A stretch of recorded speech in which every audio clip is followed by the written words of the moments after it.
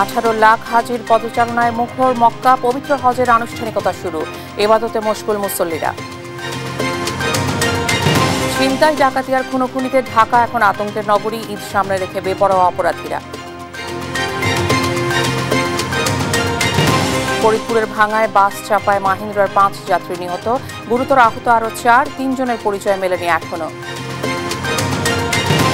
প্রিয়জনের সঙ্গে ঈদের সময় কাটাতে রাজধানী ছাড়ছে মানুষ, চাপ বেড়েছে রেল স্টেশনে, ব্যবস্থাপনায় সন্তুষ্ট যাত্রীরা। হঠাৎ রাজশাহীতে বাড়ছে করোনা, দুদিনে শনাক্ত 11 জন, আতঙ্কিত না হয়ে স্বাস্থ্যবিধি মানার পরামর্শ। রাশিয়ার সঙ্গে সংযোগকারী ক্রিমিয়ান সেতুতে হামলা ইউক্রেনের, গুরুতর ক্ষতি হয়নি দাবি রাশিয়ার। এবং প্রীতি ম্যাচের সন্ধ্যায় ভুটানের মুখোমুখি হচ্ছে বাংলাদেশ, ঢাকায় পৌঁছেছেন সমিত, মাঠে নামছেন হামজা, ফাহমিদুলও।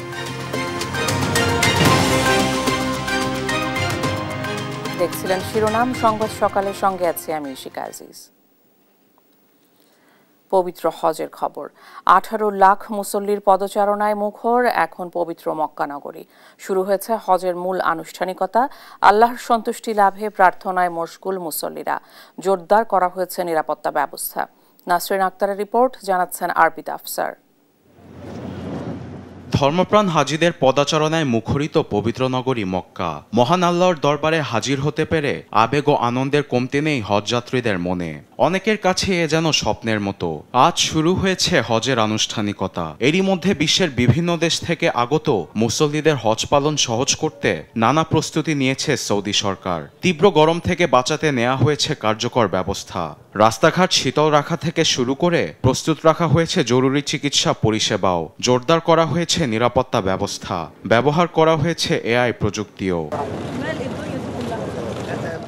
সৌদি সরকারের দেয়া তথ্য অনুযায়ী এবছর হজ পালন করছেন বিশ্বের বিভিন্ন দেশের প্রায় 18 লাখ হাজি, যে তালিকায় আছে বাংলাদেশের 87,100 হজ যাত্রী। ধর্মীয় বিধান অনুযায়ী জিলহজ মাসের 8 তারিখ শুরু হয় পবিত্র হজের আনুষ্ঠানিকতা। মূলত এর আগের রাতেই হজের নিয়মে এহরাম বেঁধে মিনার উদ্দেশ্যে রওনা হন হাজিগণ। জোহরের নামাজের আগেই মিনায় পৌঁছান তারা। বুধবার মিনায় দিনভর অবস্থান করে রাত্রি যাপন শেষে পরদিন ভোরে আরাফার ময়দানের উদ্দেশ্যে রওনা হবেন হাজিরা। 9 জিলহজ আরাফাতের ময়দানে হাজিদের অবস্থান করাকেই মূল হজ হিসেবে গণ্য করা হয়। ময়দানে লাখ লাখ হাজির কণ্ঠে শোনা যায় লাব্বাইক আল্লাহুম্মা লাব্বাইক জিকির। দিনভর নানা ইবাদতে মগ্ন থেকে সন্ধ্যা পর্যন্ত সেখানে অবস্থান করবেন হাজিরা। সন্ধ্যার পরপরই মুজদালিফার উদ্দেশ্যে রওনা দেবেন তারা। সেখানেই খোলা আকাশের নিচে রাত্রি যাপন করবেন। মুজদালিফা থেকেই শয়তানকে মারার জন্য পাথর সংগ্রহ করবেন হাজিরা। 10 জিলহজ ঈদুল আজহার দিন ফজরের নামাজের পর মুজদালিফা থেকে আবার মিনায় এসে জামারাহতে শয়তানকে 60টি পাথর নিক্ষেপ শেষে পশু কুরবানি দিয়ে মাথা মুন্ডন করবেন পুরুষরা। নারীরা চুলের একটি নির্দিষ্ট অংশ কাটবেন। পরে কাবা শরীফ তাওয়াফ ও সাফা মারওয়া সাই করবেন তারা। এরপর 11 ও 12 জিলহজ শয়তানকে পাথর নিক্ষেপ সহ বাকি আনুষ্ঠানিকতা পালন করবেন হাজিরা। মক্কা ত্যাগ করার আগে হাজিরা কাবাতে বিদায়ী তাওয়াফ করবেন। এর মাধ্যমেই শেষ হবে লাখো মুসল্লির পবিত্র হজের কার্যক্রম। আরবিদ আফসার, নিউজ ডেস্ক, দেশ টিভি। ছিনতাই, ডাকাতি ও খুনোখুনিতে আতঙ্কের নগরীতে পরিণত হচ্ছে রাজধানী ঢাকা। প্রায় প্রতিদিনই ঘটছে খুন, ছিনতাই, চুরি ও ডাকাতির ঘটনা। গত 5 মাসে নগরীতে এসব অপরাধের ঘটনায় মামলা হয়েছে 343টি। যদিও পেশাদার অপরাধীদের এমন বেপরোয়া তৎপরতার নেপথ্যের কারণ ও প্রতিকার নিয়েও বেশ নড়াচড়া শুরু করেছেন পুলিশের ঊর্ধ্বতন কর্মকর্তারা। পুলিশের দাবি, আগের তুলনায় রাজধানীতে কমেছে অপরাধের চিত্র।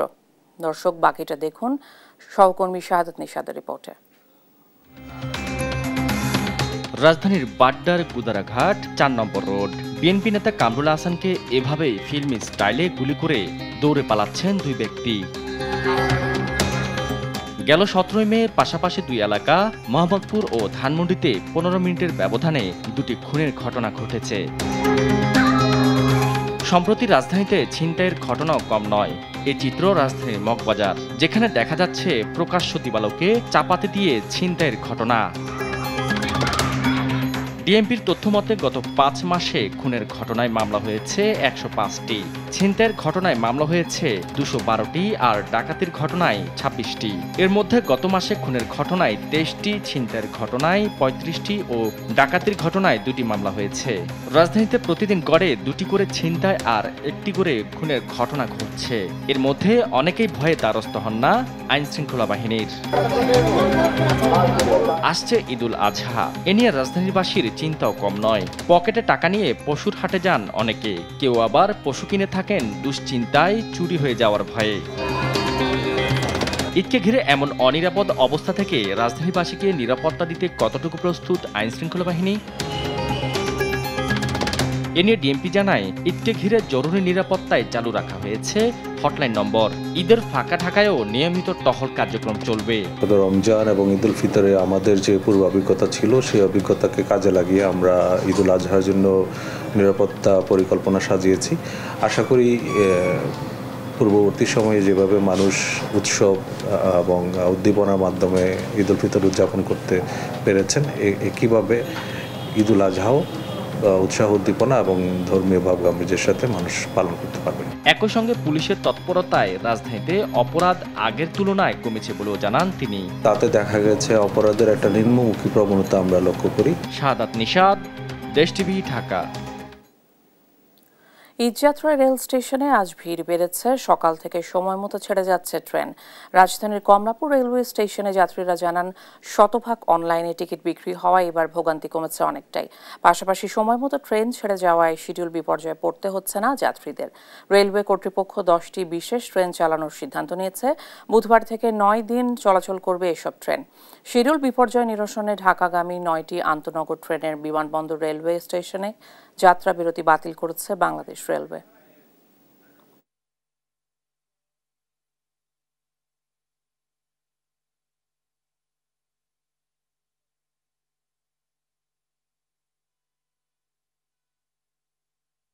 যাত্রা সবার ভালো হোক সেটাই চাই। এখন অনলাইনে টিকিট করার কারণে আমাদের অনেক ভালো হয়েছে, কারণ নাহলে ঘন্টার পর ঘন্টা রাত জেগে আমাদের দাঁড়ায় থাকতে হইতো।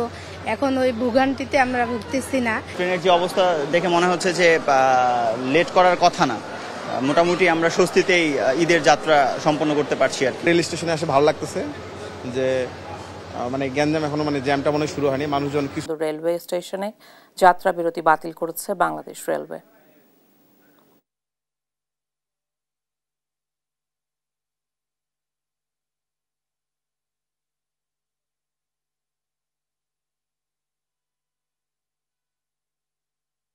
যাত্রা সবার ভালো হোক সেটাই চাই। এখন অনলাইনে টিকিট করার কারণে আমাদের অনেক ভালো হয়েছে, কারণ নাহলে ঘন্টার পর ঘন্টা রাত জেগে আমাদের দাঁড়ায় থাকতে হইতো। এখন ওই ভোগান্তিতে আমরা ভুগতেছি না। ট্রেনের যে অবস্থা দেখে মনে হচ্ছে যে লেট করার কথা না, মোটামুটি আমরা স্বস্তিতেই ঈদের যাত্রা সম্পন্ন করতে পারছি। আর রেল স্টেশনে এসে ভালো লাগতেছে যে মানে গ্যাঞ্জাম এখনো জ্যামটা মনে শুরু হয়নি, মানুষজন কিছুটা হলেও কম। ঈদযাত্রার খবর জানাতে কমলাপুর রেল স্টেশন, সাভার ও ভোলা থেকে সরাসরি যুক্ত হয়েছেন ফাহিম ইউসুফ, দেওয়ান ইমন ও ছোটন সাহা। শুরুতেই চলে যাচ্ছি কমলাপুর রেল স্টেশনে ইউসুফের কাছে। ইউসুফ, কেমন ভিড় দেখছেন? সব ট্রেন সময় মতো ছেড়ে যাচ্ছে কিনা, আর সেই সঙ্গে রেলের সার্বিক পরিস্থিতি আমাদের জানাবেন। ঘরমুখ মানুষের ঈদযাত্রায় লোকে লোকারণ্য হয়ে উঠছে রাজধানীর কমলাপুর রেলওয়ে স্টেশন। আমরা এই মুহূর্তে রাজধানীর কমলাপুর স্টেশনের যে টার্মিনালে রয়েছি। সো এখানে সকাল থেকেই রেলগুলো কিন্তু একে একে ছেড়ে যাচ্ছে। এখন পর্যন্ত আমরা কোনো যে শিডিউল বিপর্যয় সেটি তেমন কোনো ঘটনা ঘটতে দেখিনি। এই মুহূর্তে আমি যদি বলতে চাই যে কমলাপুর রেলওয়ে স্টেশনের যে পরিস্থিতি, যে মানুষজন একে একেই কিন্তু সকাল থেকেই আসছেন। যারা দূর দূরান্ত থেকে যারা এসে এখানে ট্রেন ধরছেন, অনেকেরই কিন্তু আগে থেকে টিকিট কাটা ছিল না। তারা অনেকেই অনলাইনে টিকিট কাটতে যারা ব্যর্থ হয়েছেন, তারা এখানে এসে স্ট্যান্ডিং টিকিটের জন্য সেই ভোর থেকে এখানে অপেক্ষা করছেন।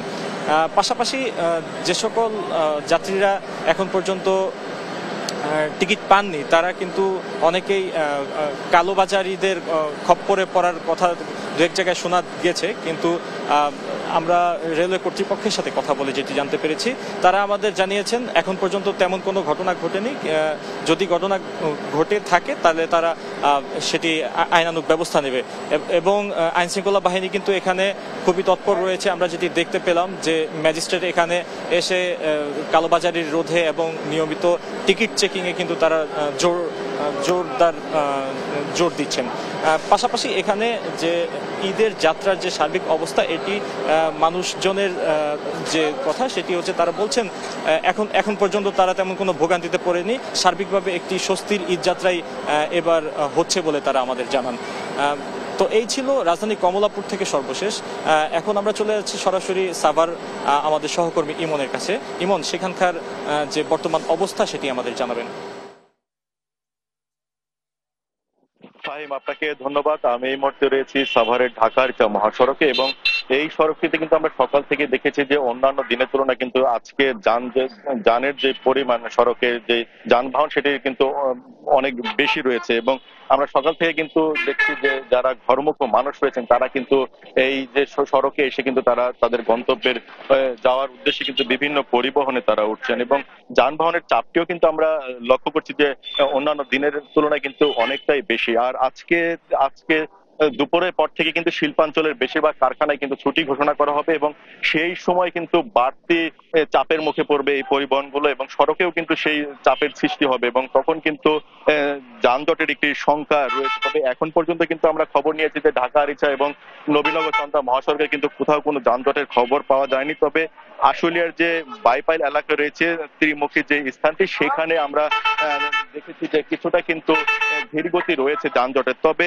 শঙ্কার বিষয় যেটি সেটি হচ্ছে যে আশুলিয়া আব্দুল্লাহপুর যে সড়কটি রয়েছে সেই সড়কটিতে যেহেতু এলিভেটেড এক্সপ্রেসওয়ের কাজ চলমান রয়েছে, সেই এলিভেটেড এক্সপ্রেসওয়ের চলমান কাজের কারণে কিন্তু সেই সড়কটিতে খানাখন্দ এবং কিন্তু জলাবদ্ধতা সৃষ্টি হয়েছে এবং এই সড়কটি যারা ব্যবহার করবেন তারাই কিন্তু এবার দুর্ভোগে পড়বেন এমন একটি সংখ্যা কিন্তু রয়েছে। তবে যেহেতু এখনো পর্যন্ত সরকারি বা শিল্পাঞ্চলের কোনো কলকারখানা কিন্তু ছুটি হয়নি, সেই কারণে কিন্তু চাপটি কিন্তু এখনো পর্যন্ত বোঝা যাচ্ছে না। তবে দুপুরের পর থেকে কিন্তু সেই চাপটি কিন্তু কয়েক গুণে আরো বেড়ে যাবে এমনটি জানিয়েছেন। আমরা কথা বলেছিলাম যে আইন শৃঙ্খলা বাহিনীর সাথে, তারা যেমনটি আমাদেরকে জানিয়েছেন যে সড়কে যে সমস্ত পশুবাহী ট্রাক আসছে রাজধানীতে সারা দেশ থেকে এবং ঘরমুখ মানুষ যারা এই সাভার এবং আশুলিয়া যারা ছেড়ে যাবেন তাদের যেন যাত্রা নির্বিঘ্ন হয়, সেই হিসাবে কিন্তু পুলিশের পক্ষ থেকে পর্যাপ্ত পরিমাণে তারা কিন্তু প্রস্তুতি নিয়েছেন। তো এই ছিল আমার কাছে সড়কের খবর। এই বিষয়ে আমরা এখন চলে যাব ভোলাতে, সেখানকার নৌপথের খবর জানাবেন আমাদের সহকর্মী ছোটন সাহা। ছোটন, জানাবেন নৌপথের কি অবস্থা? ধন্যবাদ আপনাকে। আপনি জানেন আজকে কিন্তু শেষ কর্মদিবস এবং ঈদের ছুটির শেষে কিন্তু প্রিয়জনদের সাথে ঈদ উদযাপন করতে কিন্তু গ্রামের বাড়িতে ফিরতে শুরু করেছেন মানুষ এবং যেহেতু ভোলার সাথে রাজধানী ঢাকা সহ অন্যান্য অঞ্চলে যোগাযোগের মাধ্যম নৌপথ, তো নৌপথেই কিন্তু এ সমস্ত মানুষকে ফিরতে হচ্ছে এবং আমরা দেখেছি সকাল থেকে কিন্তু নৌযানগুলোতে উপচে পড়া ভিড়, অতিরিক্ত যাত্রী বোঝাই হয়েই কিন্তু নৌপথে তারা প্রিয়জনদের সাথে ঈদ উদযাপন করতে ফিরছেন এবং আসলে যে যাত্রীরা আসছেন সেই তুলনায় নৌযানের সংকট কিছুটা রয়েছে, যে কারণে অতিরিক্ত যাত্রী বোঝাই তাদের আসতে হচ্ছে এবং একই সাথে আমরা দেখেছি যাত্রীদের নিরাপত্তার স্বার্থে কিন্তু নৌবাহিনী এবং কোস্টগার্ডের টিমও কিন্তু ঘাটগুলোতে কাজ করছে এবং তারা চেকপোস্ট বসিয়েছে এবং যাদের সন্দেহভাজন মনে হচ্ছে তাদেরকে তল্লাশি চালানো হচ্ছে এমনটি আমরা দেখেছি এবং একই সাথে জেলা প্রশাসক বলছিলেন আমাদেরকে যে ঈদ উদযাপনে যে সমস্ত যাত্রীরা গ্রামের বাড়িতে আসবেন তারা যাতে নির্বিঘ্নে কোনো রকম ভোগান্তি ছাড়াই আসতে পারেন সেজন্য তাদের যে মনিটরিং ব্যবস্থা কিন্তু তারা জোরদার করেছেন এবং আমরা যাত্রীদের সাথে কথা বলেছি, তারা আসলে পথে পথে যে ভোগান্তি ছিল সেই ভোগান্তি অতিক্রম করেও ফিরতে পেরে, গ্রামের বাড়িতে ফিরতে পেরে তারা অনেকটাই আনন্দিত এবং অনেকটা খুশি এমনটি কিন্তু আমরা জেনেছি। এবং শুধু আমি রয়েছি ভোলার ইলিশা ঘাটে, শুধু এই ঘাটটি নয়, ভোলার যে অন্যান্য উপজেলার যে লঞ্চ ঘাটগুলো রয়েছে সেখান দিয়েও কিন্তু রাজধানী ঢাকা সহ বিভিন্ন প্রান্ত থেকে গ্রামের বাড়িতে ঈদ উদযাপনে কিন্তু যাত্রীরা ফিরছেন এবং বলা যায় সবাই কিন্তু ফিরতে পেরে স্বাচ্ছন্দ্যে ফিরতে পেরে, যদিও ভোগান্তির অভিযোগ এবার কম রয়েছে তবে অতিরিক্ত যাত্রী বোঝার অভিযোগ কিন্তু রয়েই গেছে। তো এ ছিল আমার কাছে যে ঈদ উদযাপন করতে যে গ্রামের বাড়িতে ফিরতে শুরু করছে যাত্রীরা, তা নিয়ে সর্বশেষ তথ্য। আমরা ফিরছি স্টুডিওতে ইশিকার কাছে। ইশিকা। ছোটন, অনেক ধন্যবাদ আপনাকে। যাত্রার খবর জানছিলাম কমলাপুর রেল স্টেশন, সাভার এবং ভোলা থেকে সহকর্মীদের কাছে। ফরিদপুরে মাহিন্দ্রা ও বাসের সংঘর্ষে নিহত হয়েছেন 5 জন, আহত হয়েছেন আরও অন্তত 4 জন। বুধবার সকাল 6:30টার দিকে ভাঙ্গা উপজেলার চুমুরদি ইউনিয়নের বাবলাতলা বাসস্ট্যান্ড এলাকায় এই দুর্ঘটনা ঘটে। ভাঙ্গা ফায়ার সার্ভিসের ইনচার্জ আবু জাফর জানান, মাহিন্দ্রা ও মিজান পরিবহন নামের একটি বাসের মুখোমুখি সংঘর্ষ হলে ঘটনাস্থলেই 4 জন নিহত হন। পরে মৃত্যু হয় আরও একজনের। এই ঘটনায় আহত হয়েছেন আরও 4 জন। তাৎক্ষণিকভাবে হতাহতদের নাম ও পরিচয় জানা যায়নি।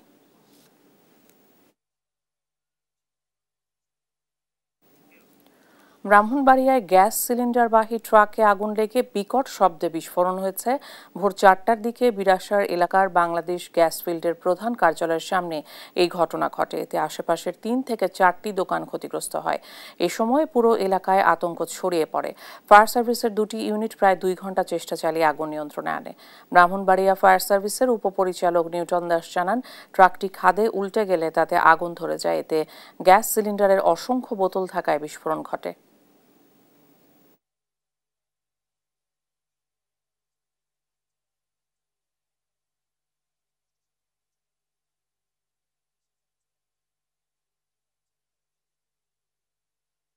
আগুনের ভয়াবহতা এত বেশি ছিল যে আমরা আমাদের পার্শ্ববর্তী যে স্টেশন আছে, সরাইল ফায়ার স্টেশন, সেখান থেকে আমাদের 2টো ইউনিট এসে আমাদের সাথে যুক্ত হয়েছে। আমরা এখন দেখতে পাচ্ছি ইনশাল্লাহ আমাদের আগুন আমাদের পুরোটা কন্ট্রোলে চলে আসছে।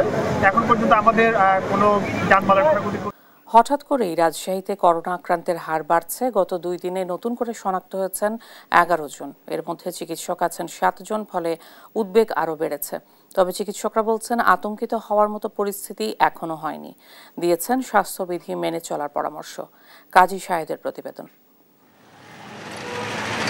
2000 থেকে 2022 হাসপাতালে বিছানা ও অক্সিজেনের জন্য হাহাকার, জনজীবন স্তব্ধ করা লকডাউনের মতো এমন ভয়ঙ্কর তাণ্ডবের সাক্ষী থাকার 3 বছর পর আবারও চোখ রাঙাচ্ছে করোনা।